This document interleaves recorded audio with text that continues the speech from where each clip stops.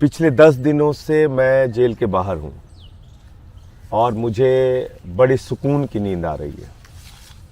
6 महीने मैं जेल में रहा। कुछ दिनों तक मुझे आइसोलेशन में रखा।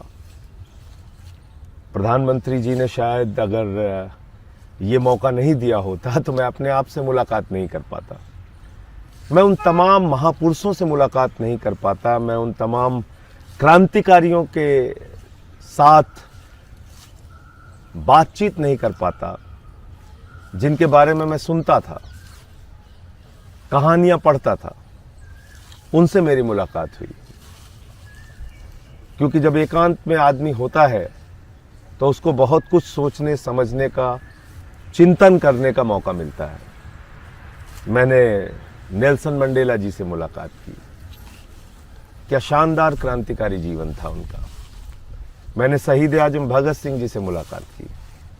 23 साल का एक नौजवान कैसे हिंदुस्तान की आज़ादी के लिए अपना सब कुछ न्यौछावर कर सकता है, ये जाना उनको पढ़कर। मैंने अशफाक उल्लाह जी से मुलाकात की। रोशन सिंह, राजेंद्र लहड़ी, राम प्रसाद बिस्मिल, पता नहीं कितने क्रांतिकारी जिनके बारे में पढ़ा, जाना, काला पानी के दस्तावेज पढ़े। और तब ये लगा कि 30 साल से जो समाज सेवा, राजनीति के माध्यम से लोगों की सेवा कर रहा था, शायद मेरा रास्ता सही था। और गांधी जी को पढ़ा तो ये जाना कि हम तो सही रास्ते पे चल रहे थे।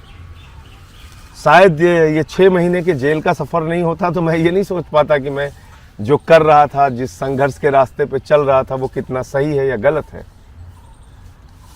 तो मैं तो धन्यवाद देना चाहूँगा प्रधानमंत्री नरेंद्र मोदी जी का कि उन्होंने ये अवसर मुझे दिया अपने आप से बात करने का, अपने रास्ते को और मजबूत बनाने का। मैं 6 महीने जेल की यात्रा से और तप कर निकला हूं आगे के रास्ते को तैयार करने के लिए, आगे के रास्ते को और मजबूत करने के लिए। और एक बात मैं और कहना चाहता हूं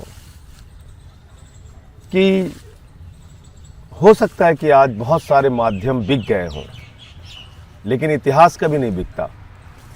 इतिहास में वही दर्ज होता है जो आप करते हैं।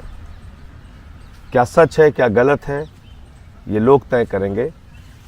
लेकिन किस मंशा से प्रधानमंत्री जी ने मुझे जेल भेजा मैं नहीं जानता, लेकिन उनकी जो भी मंशा रही हो, मैं इतना ही कह सकता हूं कि आपको बहुत बहुत धन्यवाद मोदी जी। आपने 30 साल के मेरे संघर्ष के जीवन को और मजबूत बनाया और ये भरोसा दिलाया कि मैं जो काम कर रहा था वो बिल्कुल सही था और आगे और मजबूती से उसी रास्ते पे बढ़ूंगा।